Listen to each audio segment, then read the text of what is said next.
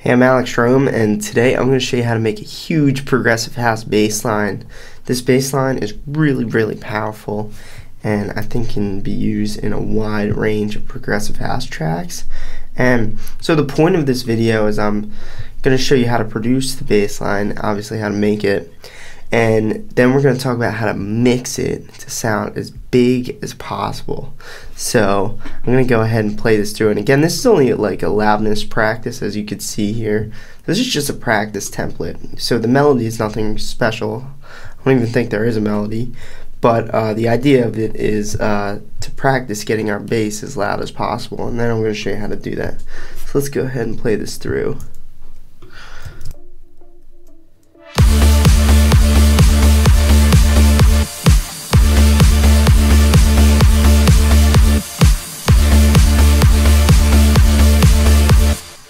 Nice. So that's the bass line, that's what it sounds like. Now obviously you can take the bass line and put it into whatever notes you want, whatever kind of chord progression you want, and it'll sound good and strong. But how do we make it? So let's go through and I'll show you how to make that bass line, and then I'll show you how to mix it to sound as big as possible. What gives it that strong vibe, strong drive.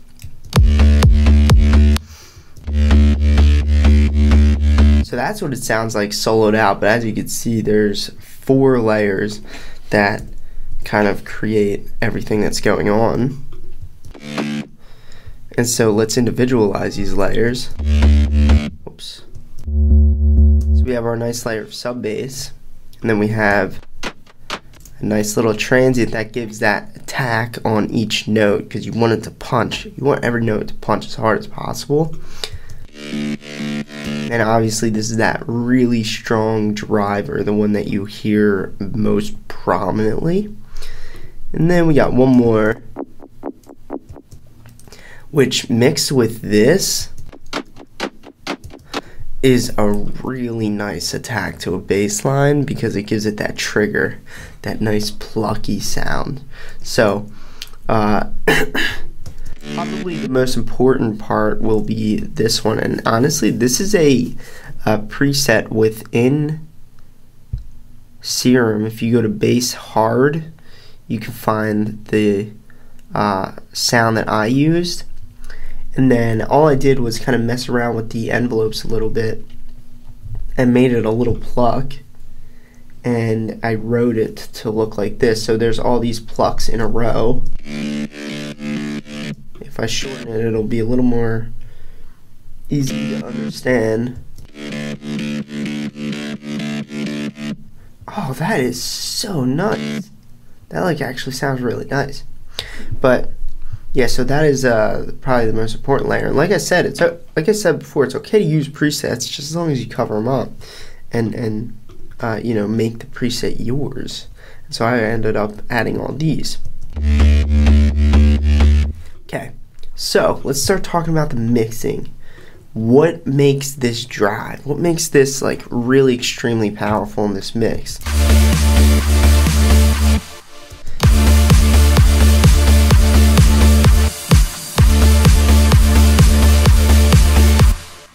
So what you're gonna need to do to have a bass line appear that big is you're going to need a couple layers with a couple different jobs. So the first most important one is sub bass. And on this layer, it may not be necessary to have an EQ if you produce it with a synth the right way. So what that means is if I were to produce this sound to have a lot of, you know, high frequency artifacts, a good idea would be to grab an EQ and make the bass line sound more like this. Because the idea with sub bass is you want it to be pure, because the more artifacts the sub bass has, it actually takes away from the actual sub frequencies of the bass. So you actually lose sub bass if you have higher frequencies in there. So you want your sub bass layer to be pure sub bass. Let's call it pure. So we know this is sub bass and it's a pure sub bass. So next part is the this is the next part that I kind of took care of. it was the high harmonic bass. And so the high harmonic bass will be that gritty, powerful sound that you can hear no matter what. And so Serum, if you go to Serum and then you go to bass hard and go kind of look through these, you can find some pretty awesome sounds that you can use as a sub bass. And like I said before, it's okay to use a preset. It is okay to use a preset. Just cover it up and make it yours. So this isn't, this isn't dubstep where I'm only using this sound unedited, so you don't really know what preset it is if I just play it covered up into the mix, because I kind of gave it a different job than just being a preset that everybody knows what it is. So and plus I added some EQing. You can see this here. So obviously the preset doesn't sound like itself, and I turned it into a pluck with envelope 2. Now, let me give you an important tip to note about high harmonic basses. And you do need high harmonic basses if you want your bass line to drive, to be strong, because this is the bass line that people could hear. I feel like sub bass is more of a feeling. You feel sub bass, and then you need the bass line that you hear. So if I were to play this on like a phone or like a laptop speaker, I could always hear the bass line because it's really, you have that high pitch layer that can be played through speakers without subs. Pure sub bass can only be heard in speakers that have a good, low end driver system, like a good subwoofer. And so not every speaker has a good subwoofer, so that's where the need for this bass line comes in, pretty well. So how do you EQ a high harmonic bass to sound perfect on top of a sub bass? Well, the first thing to do is give it that low cut. It needs the low cut. Every layer in your track, besides the kick and bass, get a nice low cut. Even the highest pitch sounds, you want to low cut them because there's artifacts that you can't hear. And so if this wasn't EQ'd and we threw it on top of this sub bass, it might sound okay or normal, but it's actually not. It has sub frequencies that are clashing with this, and that's going to cause phasing problems, which will cancel the sub bass 100% in some areas, and it'll just make it sound really messy, and you want to avoid that. So you gotta give a low cut to your high harmonic bass. To give you a little tip, Cashmere actually low cuts up to 120 hertz. I like to go up to 140 hertz because I like to be safe and I like to clear that sub bass. So with only the sub bass and the high harmonic bass,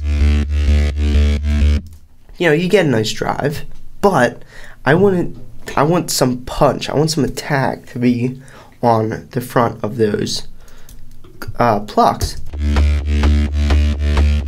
And I think those little chugs I got in there make it sound like so much more badass. So the way to make one of these little pluck sounds here is you want to go into any synthesizer you want. Any synthesizer will do this, and you want one oscillator that's going to produce noise. So if I play it,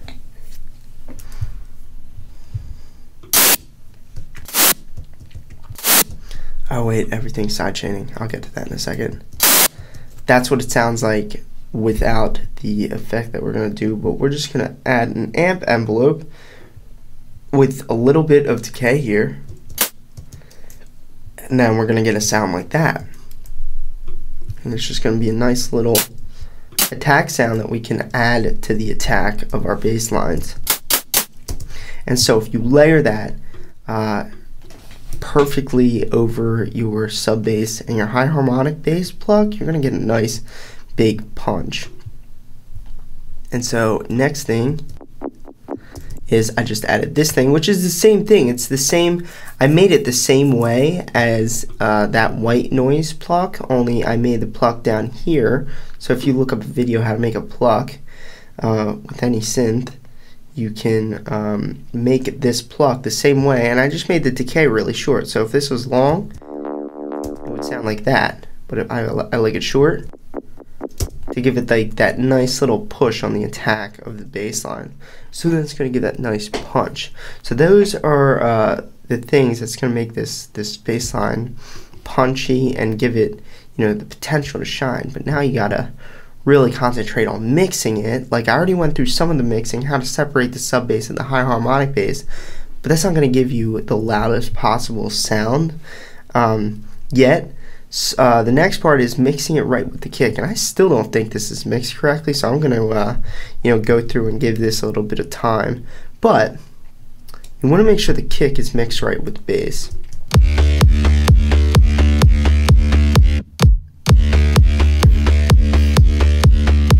Right now it sounds like my bass line is it's a little heavy, or no, my kick line is a little heavier than it should be.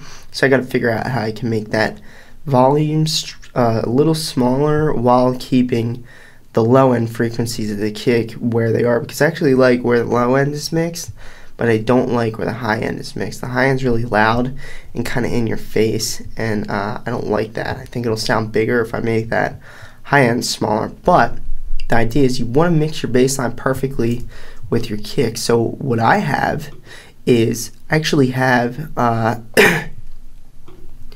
have a kickstart on the kick, and what this kickstart is it's going to sidechain this kick only to be this big, and then it's going to leave room for my bass to come in right here.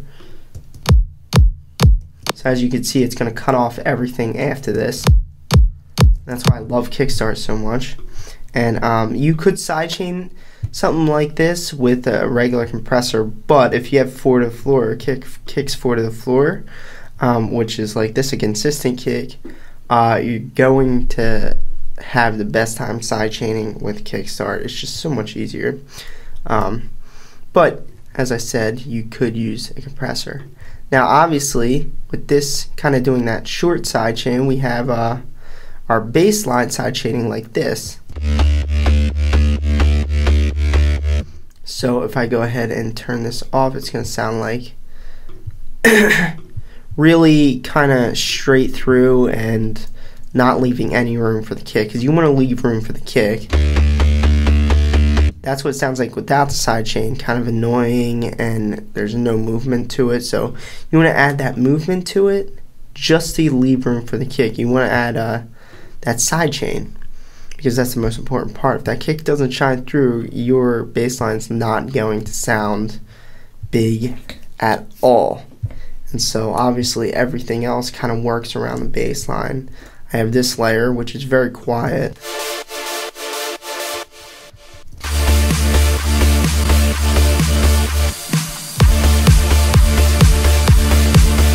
Yeah, that kick is a little big, but that's okay, I can fix that later. And then you have all the other stuff like the white noises that are going to bring the bass line out even more. But there you go, guys. That is how to produce a really, really strong progressive house bass line. You can do anything with it. You can make any melody with it, and it'll always sound good. So I hope you enjoyed this video. If you did, go ahead, leave me a thumbs up, subscribe, and leave a nice comment. And stay tuned for more awesome stuff.